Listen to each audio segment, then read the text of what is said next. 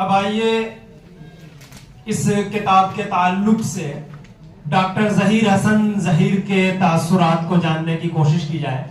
मैं गुजारिश करता हूं कि तशरीफ ले आए और अपने तासुरात से सामईन को महसूस फरमाएं। जनाब ज़हीर हसन ज़हीर।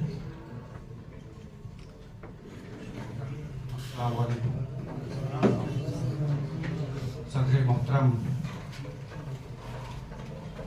गुमान अंसारी साहब, आज के इस बज़्म के मेहमान खुसूसी मोहतरम अरशद जमाल साहब, मेहमान एजाज़ी जमाल अख्तर अकन साहब, असलम डॉक्टर साहब, डॉक्टर नूर हसन साहब, डॉक्टर शकील अहमद साहब और बाज़ौक़ सामीन, आज की ये तकरीब डॉक्टर ज़ियाउल हसन ज़िया मरहूम के शेरी मजमुआ दुनिया फ़िक्र व एहसास के ताल्लुक से मुनक़िद की गई है। मैं सबसे पहले मुबारकबाद देता हूँ उनके साहबजादे इकराम ज़िया को कि उन्होंने एक मुस्तहसन कदम उठाया और अपने वालिद मोहतरम के सरमाए को महफूज रखा। न सिर्फ कि महफूज रखा बल्कि उसके इशाअत के मरहले तक पहुँचाया। दूसरी मुबारकबाद दानिश हसन साहब को, जो आज के साहबे नाज़िम जलसा हैं, कि उन्होंने ये तकरीब मुनक़िद की।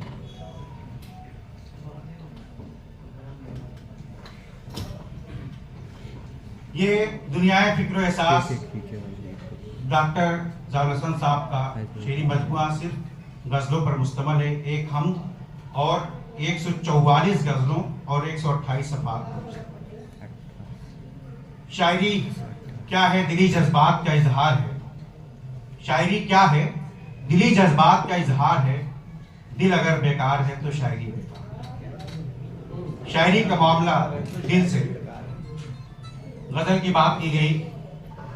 गजल की तारीख पर नजर डाली जाए, 700 साल तारीख अमीर खुसरू से लेकर वली दक्नी, बीरो गालिब और मौजूदा तक गजल की रिवायत से कभी इनराफ नहीं किया। अमीर खुसरू को पहला गजल वो शायर माना जाता है। ज़हाल मिस्की मकुन तगाफुल दुराए नैना बनाए बतियां। ज़हाल मिस्की मकुन तगाफुल दुराए नैना बनाए बतियां। किताब हिजरा नदारा मैजा कि लहो काए लगाए छतियां। जब हम वली रकनी की बात करते हैं या कुली कुतुब शाह की बात करते हैं तो कुली कुतुब शाह भी कहते हैं कि पिया बाज प्याला पिया जाए ना, पिया बाज प्याला पिया जाए ना, पिया बिन यकतिल जिया जाए। वली रकनी भी कहते हैं कि जिसे इश्क का तीर कारी लगे, जिसे इश्क का तीर कारी लगे, उससे जिंदगी क्यों न भारी। ये सिलसिला यहाँ वहां से होता हुआ, मेरो गालिब से होता हुआ, हजरत फिदा इब्न फैजी, हजरत असर अंसारी, वहमी रहमानी और दीगर शुजा अंसारी और दीगर शुअरा तक पहुंचते हुए यहाँ डॉक्टर ज़ियाउल हसन ज़िया पहुंचा है। डॉक्टर ज़ियाउल हसन ज़िया की शायरी में, शायरी बहुत आसान ज़बान, अगरचे मज़ामीन की सतह पर ये कहा जाए कि कोई नयापन नहीं है, मज़ामीन वही है, लेकिन कहने का अंदाज मुख्तलिफ है। उस्लूब व अंदाज ही शायरी में असली चीज होती है कि आपका उस्लूब कैसा है, आप किस अंदाज से बात को कहते हैं। लफ्ज़ो मानी का जो रिश्ता है कि लफ्ज़ को किस अंदाज से बरता जाए कि वो मानवी खूबी पैदा हो जाए। आप देखिए गजल की बात की गई कि गजल में ज़ात भी है और कायनात भी। गजल में ज़ात भी है और कायनात भी है, हमारी बात भी है और तुम्हारी बात भी है। शायर सिर्फ अपनी बात भी नहीं करता है बल्कि वो कायनात पे भी नजर रखता है, अपने गिरदोपेश पे भी नजर रखता है और जो कुछ महसूस करता है वो शायरी के जरिए पेश करता है। शायरी दुनिया की मादरी जबान है। इंसान कोई जबान समझे या ना समझे लेकिन शायरी जरूर समझता है, चाहे वो पढ़ा लिखा हो चाहे ना हो, लेकिन वो शायरी जरूर समझ लेता है। शेर से उसको दिलचस्पी होती है। झील आंखों को न होठों को कंवल कहते हैं, झील आंखों को न होठों को कंवल कहते हैं, हम तो गजलों की नुमाइश, हम तो जख्मों की नुमाइश को गजल कहते हैं। आज का शायर सिर्फ हिजरो विसाल, लबो रुखसार, गुलो बुलबुल का तस्करा नहीं करता, बल्कि अपने अहद की भरपूर तर्जमानी करता है। वो शख्स सूरमा है मगर बाप भी तो है, वो शख्स सूरमा है मगर बाप भी तो है, रोटी खरीद लाया है तलवार बेचकर। ये आज के अहद की शायरी है। लहू के रंग को मेहंदी की बू ने छीन लिया। देखिए घर आंगन के मसाइल को, समाजी मसाइल को किस तरह से मिराज फैजाबादी ने कहा है कि लहू के रंग को मेहंदी की बू ने छीन लिया, हुआ जवान जो बेटा बहू ने छीन लिया। कितनी सच्चाई है। जब जिस रोज मेरे हाथ में छाले नहीं आते, मुंह तक मेरे बच्चों के निवाले नहीं आते, ये आज की अहद की गजल है। तो डॉक्टर ज़ियाउल हसन साहब ने उन तमाम मौज़ूआत को बढ़ता है, उन तमाम मज़ामीन को पेश करने की कोशिश की है कि ऐ बुत तराश इश्क को हैरत में डाल दे, ऐ बुत तराश इश्क को हैरत में डाल दे, पत्थर की आंख से कोई आंसू निकाल दे। तो पत्थर की आंख से आंसू निकालने का हुनर सिर्फ एक शायर को है। आप पढ़िए मर्सिया, किस तरह से अनीसो दबीर ने 1400 साल पहले की तारीख को लफ्जों के जरिए से इस तरह से पेश किया है कि कभी पढ़ते हुए दिक्कत तारी हो जाती है। तो ये सिर्फ शायरी का कमाल है। फुनून लतीफा में जो 5 चीजें हैं उसमें शायरी को अव्वलियत हासिल है, इसलिए कि इसके लिए किसी औजार की जरूरत नहीं पड़ती, वो यहाँ पैदा होती है और यहाँ से निकल जाती है। जहन में पैदा होती है, मज़ामीन आते हैं, ख्याल आते हैं और जबान के जरिए से अदा हो जाते हैं। आइए आज फिक्र एहसास के हवाले शायर ज़ियाउल हसन ज़िया साहब के शायरी के हवाले से बात करें। चमन के फूल भी देखे कली कली देखी, चमन के फूल भी देखे कली कली देखी, किसी में अक्स तुम्हारा नजर नहीं आया। कि रिवायत से कोई इनराफ नहीं कर सका है, शायद किसी को उससे नया हौसला मिले। ज़िया साहब कहते शायद किसी को उससे नया हौसला मिले, अशार अब सुना के तू मेरी गजल के देख। शायर ने अपने गजलों में समाजी मसाइल, समाज के दर्द दर्द को बड़े खूबसूरत अंदाज में बयान किया है। कहते हैं कि आदमी का डर वहां होता नहीं है, इसलिए देखिए आज के हद में आदमी से ही आदमी खाइफ है, आदमी से ही आदमी खाइफ है। आदमी के अंदर जो खसलतें, जो आदतें पैदा हो गई हैं, उससे किस तरह का माहौल पैदा हुआ है कि कह के आदमी का डर वहां होता नहीं है, इसलिए हमको मस्कन के लिए अब जंगलों का शौक है। हमको मस्कन के लिए अब जंगलों का शौक है। क्यों? कि आदमी आदमी से बेजार हो गया। जंगल में सुकून है, जहां वहां कत्लो खून जिक्र नहीं, मोहब्बत से वो घबराने लगा है। निकल कर अब यहाँ सूरज करे क्या, निकल कर अब यहाँ सूरज करे क्या, अंधेरा उसको झुठलाने लगा। तंज़िया अंदाज में देखिए, जमाने में ज़िया कैसा ये फनकारी का आलम है, जमाने में ज़िया कैसा ये फनकारी का आलम है, गजल मैंने कही थी और सुकनवर हो गया कोई।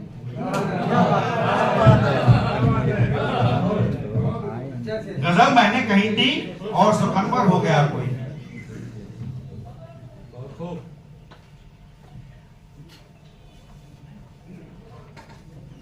बिल्कुल सबसे अहम बात यह है इनकी शायरी में कि ना मुश्किल अल्फाज हैं और ना कोई मुश्किल तराकीब है, सीधा साधा उसने भी बयान है। आसान लफ्जों में ऐसी बात है कि जो आसानी से हर किसी को समझ में आता है। आज फिर ये खबर है कि ससुराल में एक मासूम लड़की जला दी गई। देखिए आज का समाजी मसला है कि किस तरीके से अक्सर ये अखबारों में ये खबर मिलती है कि आज फला जगह दुल्हन जला दी। बिजलियां आकर गिरेंगी कहां, हौसला देखिए, बिजलियां आके गिरेंगी कहां, शाख पर आशियाना बनाने तो दो, ज़िया मतलूब अगर है सर बुलंदी, ज़िया मतलूब अगर है सर बुलंदी, तो दिल में सब्र की मेराज रखना। बिल्कुल नई बात कि दिल में सब्र की मेराज का तस्करा मैंने पहली बार, सब्र की मेराज का इस्तेमाल पहली बार हुआ। ज़िया मतलूब अगर है सर बुलंदी, तो दिल में सब्र की मेराज रखना। देखिए कि कितने अच्छे अंदाज में कहते हैं कि सीख ले फन बेहयाई का। आज का दौर, आज का समाज और ज़िया साहब का ये शेर कि सीख ले फन बेहयाई का कोई, तेरा ऊंचा मर्तबा हो जाएगा। क्या बात है, तेरा ऊंचा मर्तबा हो जाएगा। अहले दुनिया की बेहयाई से, अहले दुनिया की बेहयाई से आज सहमी हुई शराफत है। अहले दुनिया की बेहयाई से आज सहमी हुई शराफत है। खून से कोई बुझा देता है अपनी प्यास को। अगर आज के ऐड में भी देखिए और करबला की तारीख पर भी नजर कि खून से कोई बुझा देता है अपनी प्यास को, और कोई चीखता है पानी पानी क्या कहूं, और कोई चीखता है पानी पानी क्या कहूं। नफरत की दिलों में उठ गई दीवार, नफरत दिलों में उठ गई दीवार की तरह, नफरत दिलों में उठ गई दीवार की तरह, उल्फत खड़ी है देखिए लाचार की तरह। आज के दौर की सच्चाई कि नफरत दिलों में उठ गई दीवार की तरह, उल्फत खड़ी है देखिए लाचार की तरह। इसमें कोई ऐसा लफ्ज नहीं है जो मुश्किल हो, जिसकी आपको लोगत देखनी पड़े। तो शायरी वही है जो आसान लफ्जों में की जाए और इस तरह से कही जाए बात कि लोगों के दिल में उतर जाए। दूसरों को इसका अब इल्जाम देना है गलत। हम दूसरों को बहुत इल्जाम देते हैं, अपनी कमियों पे नजर नहीं रखते। तो दूसरों को इसका अब इल्जाम देना है गलत, अपनी बर्बादी के हम तो खुद ही जिम्मेदार हैं। क्या बात है, अपनी बर्बादी के हम तो खुद ही जिम्मेदार हैं। सुनते हैं कि तंग आके पड़ोसी के सितम से, सुनते हैं कि तंग आके पड़ोसी के सितम से, फिर आज मक्का अपना कोई बेच रहा है।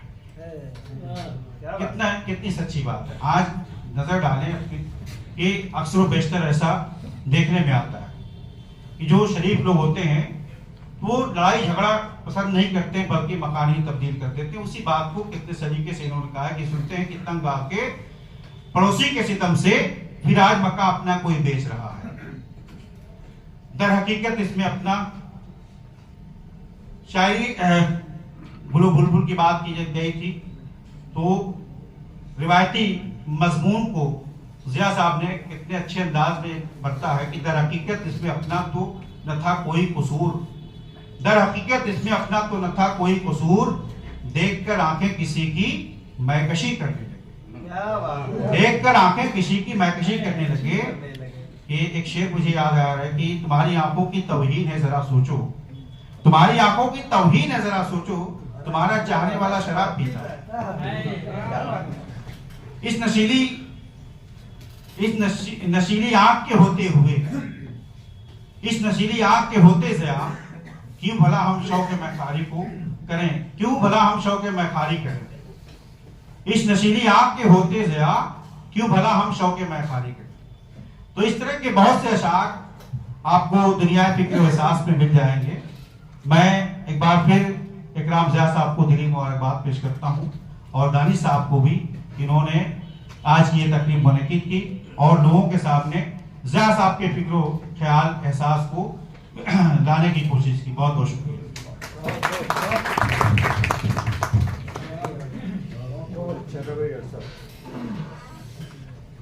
बहुत शुक्रिया डॉक्टर साहब। ये थे डॉक्टर ज़हीर हसन ज़हीर, जो अपने तासुरात से आप सामीन को महसूस फरमा रहे थे। डॉक्टर साहब ने एक शेर पढ़ा तो मुझे भी एक शेर याद आया। चेयरमैन साहब जी, सुखनवरी में अमीर होकर ज़कात ऐसे निकाली हमने, सुखनवरी में अमीर होकर ज़कात ऐसे निकाली हमने, कोई मुरस्सा गजल कही और किसी गवैये को दान कर दी।